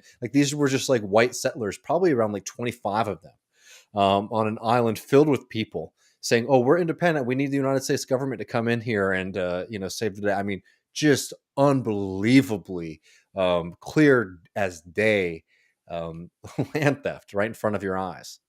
Yeah. Yeah, and it really is. I mean, you look at fucking Mount Rushmore in the Black Hills, or Yeah. you look at like the place of people say the South Africa first concentration camps. You look at the ones that the Dakota were kept at on one of their holy sites at the where the Mississippi splits from the Minnesota River, which now you fly over it and you land airplanes on. And it reminded me of this whole conversation with Mike reminded me of this quote that Ben includes in his Hitchens book from Adolf Reed, the Adolf Reed article, "The Whole Country is the Reichstag." Once in an argument in a Washington, D.C. bar with Christopher Hitchens during the Afghan War, I asserted that no place in the world had been made better by the presence of the 82nd Airborne Division, not even Fayetteville, North Carolina, its home base. That stopped Hitchens in his tracks. And I mean, you see if they're willing to do that to fucking Pearl Harbor, what do they do? What are they doing to the base by your community? It's Fayetteville, Matt. Fayetteville. It's all right. Coastal elitist over here. Matt's a Dakota elitist. He's like, if it's not a Midwestern place, we don't have a Fayetteville in North Dakota. Fayetteville. Well, before we get Which to one the is Andrew, I mean, sorry, what? Which one is it? I've It's Fayetteville. Fayetteville. Okay, gotcha. Yeah. Sorry, Fayetteville. No, lots of love to our friends in North Carolina, but not as much to our friends in South Carolina. When before we get to this, did we want to do this Bitcoin scam thing, or did we want to do that for the post game? What do you think? Let's save that to the post game. All right, we're gonna bring that to the post game, folks. Yeah. I'm gonna have to refill my glass for this one. These raps are almost as bad as the initial crime of stealing from folks, and the money laundering. We're going to be taking a little bit of a deep dive into that. I put the link up for people on YouTube, or at least I made a comment in the chat that has our phone number. So be sure to leave us a voicemail for the patrons only post game. We'll be back in just a couple minutes, but before that, we have this interview with Andrew Hairston, which I'm really excited to share with y'all. Yeah, I also just want to tease real quick. We Yeah. got another, in the luxury, folks of Left Reckoning's past will have been familiar with the Upscale Luxury Instagram account. Mm-hmm. Well, Oh shit, I forgot about that. We'll be introducing folks to the Daily Trader Instagram account, a different type of luxury lifestyle. Does your PJ have Fiji? Is the question that all the people are asking. And Matt will answer what his favorite bottled water brand is as well. I really don't like. And also, before while we're pitching, we got a really fun thing coming up this Sunday too. Oh yeah, Aaron from Trillbillies at Paradoomer on Drip God Twitter. himself. Yeah, we'll be talking about his great Substack piece about nostalgia that was prompted by watching the Bulls documentary, which really, like, I gotta say, like, that it was like this. Everyone went a little bit crazier in the pandemic, right? And like, we had the Tiger, but like that sort of trip down memory lane of nostalgia. Basically, we're going to interrogate nostalgia because we are going to talk about, we go back in history and Left Reckoning, right? And part of this is to kind of undo basically attacks at our historical memory and like false nostalgia, right? But we're going to talk about some of the pitfalls in the sort of mass marketed nostalgia that we get, the mass market nostalgia fair. And also he watched Station 11, which I don't know if you saw that, David, but I've seen a decent amount. I haven't finished it yet, but I'm a fan of that show. That's I like, I think it's because it really appeals to me as an English nerd, that like Shakespeare would become a sort of a rallying point for civilization. And around Lake Michigan, I think that's a really sweet idea. But anyway, I'm looking forward to this conversation as somebody who, from a different angle too, likes the past and retro and vintage things. All my Pearl Snaps and things like that are all 70s, 80s, 90s kind of vintage. Where I'm really looking forward to sort of talking about what that means in our historical memory with Aaron. So to get the post game where we will be listening to your voicemails and doing all of these fun things, join us up at patreon.com/leftreckoning. Yeah, I'm really looking forward to that conversation. Yeah. So just to introduce this, Andrew Hairston. He is running for Justice of the Peace, I believe, Lord in heaven, forgive me if I'm getting it wrong, in District 1, in the kind of East Austin area. If I'm wrong about that, I apologize, Andrew. But I really enjoyed having this conversation. I will say, just noting from TMBS and Majority Report, Michael would always say that he doesn't like to talk to candidates because candidate interviews are usually pretty dry and boring. That's not the case at all with Andrew. He has a very inspiring message and kind of idea of how he wants to see his campaign and this movement, sort of build not only power here in Austin, but our kind of working class democratic socialist movement across the country. So I hope you all enjoy it. And Matt and I will see you on the other side. Welcome back, everybody, to Left Reckoning. David Griscom here. I'm really excited to be joined this afternoon by Andrew Hairston, who is a civil rights lawyer who's running here in Austin for Justice of the Peace in District 1. Thanks so much for hanging out with us today, Andrew. Good afternoon, everyone. It's such an honor to join you, David. Well, I'm really excited to talk a little bit about this campaign. We talked with Bob Leibel last week about his run for Travis County Commission. And one of the big themes we're getting here is how important it is for democratic socialists and for the left to really take these local races seriously, because you can do a lot of good for people with it. But before we get into the position and the politics around that, could you just introduce people to you? Tell us a little bit about yourself and like what really gets you motivated in politics, social justice, and civil rights. Totally, yeah. I'm a Black Southerner and civil rights lawyer, first and foremost. And I've developed this deep zeal for social and racial justice over 30 years, my age, and my professional career. I really went to law school thinking that I would be perhaps a public defender. And then after my second year really commenced, Michael Brown was murdered in Ferguson. So I shifted my focus a bit in my career to more impact litigation and policy work in achieving racial justice. And so in the first few years out of law school in DC, I really honed in on that passion and then moved to Austin in 2019 to further develop it by working at Texas Appleseed. And I think my understanding of racial justice advocacy in the 21st century, of being a Black lawyer at this time in history, really pushed me in this moment, really in middle of 2021, to consider running for office as a Democratic Socialist, and has culminated in quite the campaign leading up to the March 1st primary. I mean, it's certainly been a really exciting campaign to see the response so far. But could you explain to folks who might not be familiar with the position Justice of the Peace, what it sort of is, and why is it important for us as leftists and democratic socialists to care about? Totally. So Justice of the Peace is a low-level judge, if you will. It might be the one court that you would most likely be entering if you're a litigant, and it covers in Texas, in Travis County in particular, things ranging from small claims and misdemeanors all the way to eviction proceedings. And you make a very salient point about the reception of the campaign. We've been blown away just door knocking and chatting with folks in East Travis County to say that twofold, we're going to address the school to prison pipeline by taking on the truancy referrals that land a lot of kids in JP court, right? Just further criminalizing their behavior and maybe their absenteeism. And then to look at the eviction proceedings, where even when the CDC eviction moratorium was in place, the incumbent did not fully and zealously honor the tenets of that program and was inclined to evict tenants fairly early on in the pandemic. So yeah, Justice of the Peace, a pretty low-key role, but significant amount of power. And it affects a lot. Like that's a lot of people's like experience with dealing with the state and the justice system in general, right?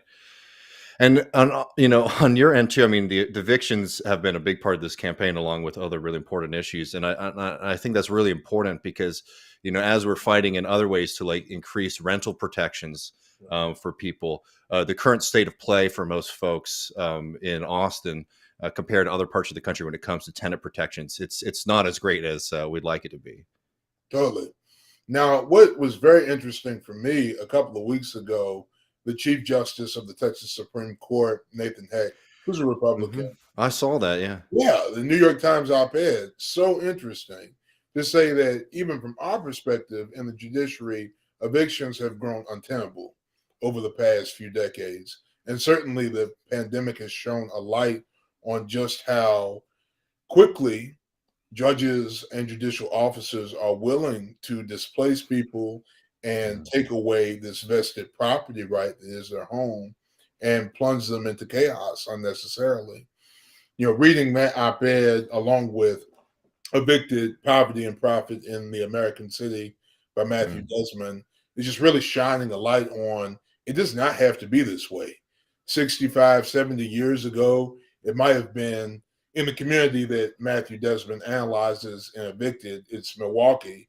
It's like there were 1 or 2 evictions per week, right? And at the stage that he's writing the book, maybe in 2008, 2009, it's several per day in specific neighborhoods.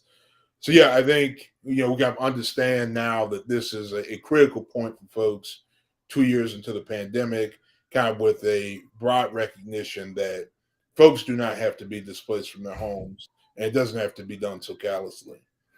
Yeah, and it is not helpful. I mean, you note on your website, and it's something that I really liked about how you see the position. You said, "I see the justice of the peace as an empathetic protector of our neighborhoods and our family when they're in need. I want to keep our children in schools and keep our families in their homes." I mean, you've touched on that a little bit, but could you sort of expand on that? And particularly, I mean, like this is changing the way, in my opinion, the way that we can see our government and authority, right? Like if we're putting people in our community who are looking out for working class people, for people of color in these kind of positions, we don't have this kind of, hard state apparatus that is sadly the experience for most people. Love this point. Ours is a broad, really revolutionary view of public safety. And admittedly, there was a tension for me because as a socialist, I think I was drawn to run for the position, but I'm also a prison industrial complex abolitionist and working to see the end of policing in prisons in my lifetime, or at least contributed in that Black liberatory tradition to the end of these oppressive, brutal systems, right? And the abolitionist part of me was thinking, well, is it worth it to run for elected office, right? But kind of sitting with the position and sitting with its roles and responsibilities and kind of understanding it more. It's like we really can have an affirmative vision of public safety where children are allowed to go to schools where not only they're just existing, but they are thriving, they're flourishing, where their intellectual curiosity is allowed to grow as much as they want it to and check out various disciplines that they're interested in. And to think about their families, where increasingly, because of the brutality of capitalism, a lot of us have had to rely on collective economics and maybe live with multiple generations in our family. To think that if I'm a child, I could have access to my great grandmother, right? And this person could be with me and be an integral part of my rearing. And when she passes on, we know that we have her memories and her home, right, to continue our family legacy and to understand that, many generations into the future will be telling her story. Our descendants will be telling our story, right? And we can kind of rely on that safety and assurance. I mean, I really hear you. And, as somebody who's from Austin and, grew up here, and I've seen just people talk about the changes in the sense of like, oh, well, the restaurants have changed. It's like the people have changed. And seeing so many people, really losing their homes, particularly in East Austin, but even in South Austin, where I'm from, we talk about the housing crisis a lot on this program, Left Reckoning, but could you sort of tell us your perspective on like what the housing situation is in Austin is currently like, and in particular, like the current state of working class renters? So we saw the New York Times was a big focus of this interview, right? Chief Justice Heck's op-ed, and then in November 2021, the paper published a article to reflect on how expensive Austin is, potentially one of the most expensive cities in the United States at this juncture of history. And you got to understand, me, I've fallen in love with Austin over a 2.5-year period, right? I definitely did. Its allure, have found a deep sense of community, wonderful folks, both in my neighborhood and larger community, who I'm just so honored to be with in this city. But to know that as a working class but salaried person, right, and a single person as I am, there is a kind of precarity to it, right? I'm doing all right now, but kind of seeing these rising rents, seeing the allure of Austin being made known to many folks who are moving day by day, right? If there are not affirmative programs, to go to that earlier answer, to really stabilize rents, to make sure that folks have access to homes in a way that's not prohibitive and eating up half or more of their paycheck, then we're going to see, unfortunately, mass displacement. And already early in 2022, it's been business as usual in Precinct 1 of JP Court, right? It's like we're in 2019, pre-pandemic, right? Saw reports on Twitter and through other anecdotal forms of evidence that folks are getting put out in the street, in their cars, right? In one of the worst phases of the pandemic with the Omicron surge. So I think that contextualizes where we are in Austin, right? It's a city of great potential, of wonderful history, but we recognize that if it doesn't have affirmative programs set in place, and that's why I'm so grateful to Bob for running, right, and looking at Commissioner's Court as a way of engagement, then a lot of folks can stand to unnecessarily suffer. Yeah, and there's something I said to Bob too. It's like when we're talking about displacement and these changes, it's actually not to sit here and be like Austin's closed and we don't want people to come here. I mean, you're a great example of wonderful folks who have come here. I mean, like that's why I love being from the city so much, is that it's been like a safe haven and like a refuge for people from all over the state and also from all over the country. And like I want that history to continue. What worries me is that you're seeing rents increasing, and then the things that are coming in afterwards aren't for the people of those neighborhoods, or particularly just people who work for a wage for a living. So I do see these things, like from what Bob is doing, is sort of dealing with like the income stream of the county, and dealing with how we're dealing with big corporations that are moving here, and working to curb these kind of unfair evictions and bolster our powers, like the other side, and make sure that we can protect the things that we have from speculation. But when you're you're going out in the community, which is always like a really enriching experience. People get nervous. People love that. Sorry, I canvassed last night. I usually canvass 4 days a week and go and knock on doors for folks. And folks are willing to give me a shot because they're like, "Oh, you're the man on the door hanger. You're the politician." I'm like, "Yeah, y'all. I'm that committed to it." That's beautiful. Rain, sleet, snow. Yeah. No, I mean, it's definitely coming down now. Well, I mean, people usually have like, I understand it because it's a little bit, anxiety inducing to go and talk to somebody you don't know, knock on their door. But I will tell people that the vast majority of the experiences that you'll have with people are positive. And I'd just be curious to hear, just what people have been sort of saying to you, when you talk to them about what issues matter to them and how they're feeling about the campaign in general. Yeah. I lead with the school to prison pipeline issue, and people are absolutely taken up by it. They want to hear it, whether they are non-parents, whether they are grandparents, whether they're younger voters, right? Folks are really drawn into that message, and I think they understand how the criminalization of young people, especially Black and brown children, LGBTQ young people, and kids with disabilities, has just continually grown over the past several decades, and no meaningful supports have been put into place to give these children an opportunity to thrive in their schools. And so folks have really loved hearing about the plans to put a significant cog in the wheel of the school to prison pipeline by trying to end truancy referrals. There's currently an intergovernmental agreement between 4 JPs in Travis County and Austin Independent School District, where it's on the books that children who are referred to the truancy system will go to JP Court. But, everything in my power will lead me to push those children right back into classrooms and say supports need to be offered to them, especially at this phase of the pandemic. And then the housing piece is very resonant with folks as well. To talk about housing as a human rights framework, right?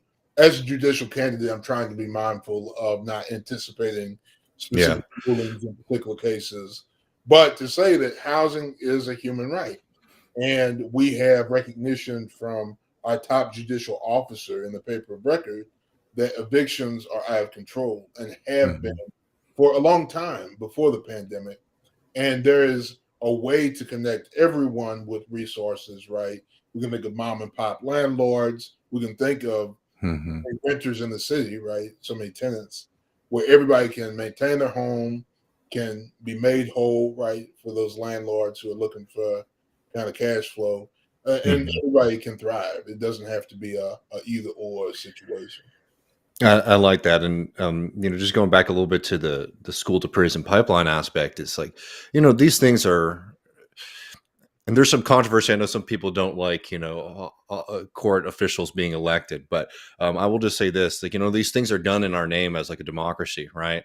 And people don't want, I would argue, the vast majority of people don't want to see, young kids having this horrible mark on their record, being sent, into these unfortunate situations for, again, like, very, very minor infractions that are extremely punitive. And again, like bringing that to the people in this way, I think is very helpful. Saying like, do you want this done in the name of your community? Do you want this done to your neighbors? Do you want this done to your neighbors' children? And yeah, I think that's a very powerful message that seems to be resonating with folks. Yeah. Well, in the last couple minutes, I wanted to talk to you, specifically about how you're planning on using this office, right? Particularly as a member of the DSA and of this movement. How are you planning on using this office as a way, to help build a community, but also start building a working class power? Because that's a community that has been really left out of the decision-making process, not just in like city government and state government, but very directly in our judicial system. Yeah. I am so proud to be a card-carrying member of Austin DSA and DSA at large. And through the organization, I've gotten an even stronger sense of community. I know I reflected on that in the previous answer, but the opportunity to hone in on organizing skills. I'm a little reticent to call myself an organizer. I think from my time in DC, the organizers I work with are rightfully so like, y'all are the lawyers, we're the organizers. But honestly, before I started my campaign, and I think that's so real, I'm like, I'm the lawyer. Yeah. But I organized for No Way on Prop A. I was out for a few weeks before the November 2nd election, knocking on doors, talking to folks saying this unfunded mandate, the superfunding of the police would be disastrous for Austin. It's the furthest thing that we need. And that 69-31 margin, right, of victory for us with No Way on Prop A just resonated with folks, right? And then it was a pretty smooth transition into my campaign from there. I think being a member of DSA, I want to be very cognizant of accountability and want to really always uplift working class people. When I was a child, I think my parents were just very supportive, loving folks. I had no idea that money was a finite resource. I think they call it spoiled. I was pretty spoiled. But when I understood that, I have to look at my money in my bank account. If I spend it all, there's no replacement, right? I have kind of carried that into my life and my advocacy in adulthood, right? And always want to be thinking of particularly Black and brown working class people across the South, right? My people who have done so much, who have gotten the education and worked hard for all these decades, and still at a moment's notice, right? One paycheck away, all of us, from total ruin. And so that analysis will be critical for me in my rulings from the bench of JP Court to understand that working class power is fueling this revolution where we're seeing more and more democratic socialists by the year winning these tremendous elections to city council seats to judicial benches, right, to state legislatures. And we want to continue that momentum and continually uplift those experiences and those voices of working class people as we bring the revolution home. I love it. Yeah, I mean, I think this is a really exciting time, and I did just want to ask, as you're seeing this campaign go forward, I think that for people who are in Austin, the influence of Save Austin Now has been real interesting, and particularly what we've seen since the victory last fall. And now going into these primary campaigns, that like there was a moment that it looked like that might be an ascendant movement, but I think a lot of really hard organizing work has sort of weakened their position tremendously so far.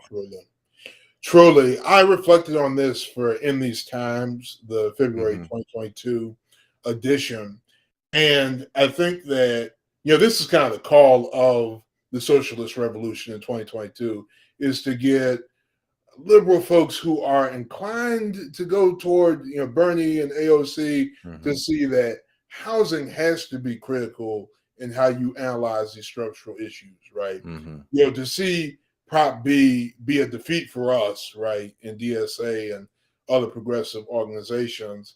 It's like, okay, well, we understand that a lot of wealthy white folks just don't want to see people experiencing homelessness. But there's this opportunity here with the victory of Prop A that we don't want to superfund the police either, right? Yeah. And so there's this space in between. I think your point is well taken, that it's a testament to organizing across years, right? And speaks to the power of organizing and the persistence of it. But yeah, I think that Save Austin Now is in a thankfully precarious position, right? Each election that it picks up a candidate or a ballot measure is a more embarrassing defeat. Election cycle. And yeah, I think we just have to keep up that narrative, like not just enough to keep the police funding the same, right? Not just enough, right, to say that you are engaged in philanthropic efforts through your church or private organizations to help people experiencing homelessness.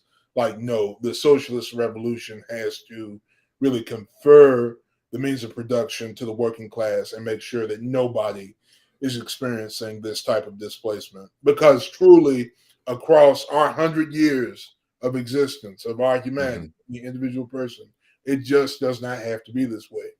This earth has given us enough abundant resources to live very meaningful, fulfilling lives for the time we're here, and then we can pass it on. I so agree with it, and I'll tell you, it was interesting to hear, the shift that some people, because I was doing phone calls, last fall, and I talked to multiple people who voted for the reinstating of the camping ban, and even had donated money to Save Austin Now, who were completely, they didn't regret their vote, but they completely had done a 180 on that organization. And I think the challenge for us is, out organizing our opponents, but also being able to make people feel like we can get things done. When we say we want housing for all, that we are the group of people that can provide that as a solution, right? It's not just an idea that we have, like we're out there mobilizing, and these kind of victories all build up our capacity, to be able to do that in the future. What an honor to be a part of it. Yeah. I'm super stoked. I'm looking forward to it, to seeing the results. So it's the early voting starting soon, correct? Yeah, 11 days. Early voting 11 starts days. on Valentine's Day. It will go through the 25th of February, and then March 1st is our day, Election Day. So I'll put links below for everybody, but you can find the website at hairstonforpeace.com. Andrew's a little shy about this, but he's a huge Cowboys fan, so he scheduled an event on Super Bowl Sunday to protest the Cowboys not making it there. But there's going to be a fundraiser. Man who knows nothing about sports. I am a Cowboys fan. David says I am. Yes. I'm just playing. I believe it's in the afternoon. There's more information on the website, but Sunday, February 13th, 12:33. There will be a fundraiser too, and the kickoff. So people should definitely check that out if you're in Austin or the Austin area. Is there anything else I missed, Andrew? David, it's just a great honor. Thank you for this platform, for the work you're doing, and truly solidarity forever. Absolutely. Take care. Take care. That's a great interview. That's what I want in a justice of the peace. I'll tell you that. Yeah. And I mean, don't I'm think it's really what, excited. I can't tell people enough if you're in the area to check out the campaign and find ways to get involved or to donate. I mean, this is how we win. And I mean, I love Andrew's perspective, and I think that he's walking that good line of like looking to build our movement and also looking out for people in the community at large. And I was honored to be able to spend time talking with him about that. And I'm also recruiting for my Cowboys constantly.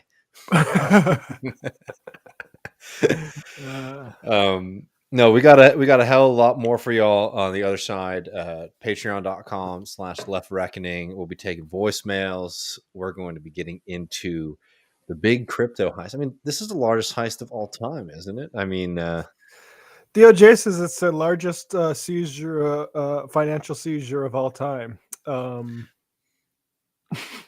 You're gonna love. Matt and I will be doing the difficult dance between condemning and sort of being excited to see kind of modern day heist break out. Look, I mean, yeah, we'll get into it, but like, I don't respect that money like I would like people's savings accounts. I think it's funny. I think it's funny that these people stole it and gave just another example of like why this stuff, is so interesting to people like scammers. All I hear is somebody who is saying horses are the future and the automobile will pass away as a fad, or the internet's not legit. We have letters. That's me. Email. That's all I hear from you, Matt. But you probably thought the wheel was a dumb idea. Thanks everybody for hanging out with us. You'll be able to see us again in about 15 minutes on the post game. Please sign up. Patreon.com/Left Reckoning. This conversation with Aaron is going to be really, really good. Yes. On nostalgia, reflecting on the politics of nostalgia, what this means for us in our kind of anti-capitalist movements. We're looking forward to sharing that with y'all and much, much more in the future. Thanks everybody for supporting us. Thanks, Matt. Thank you, Andrew. Thank you, Mike, for coming out with us tonight. And we'll see y'all soon.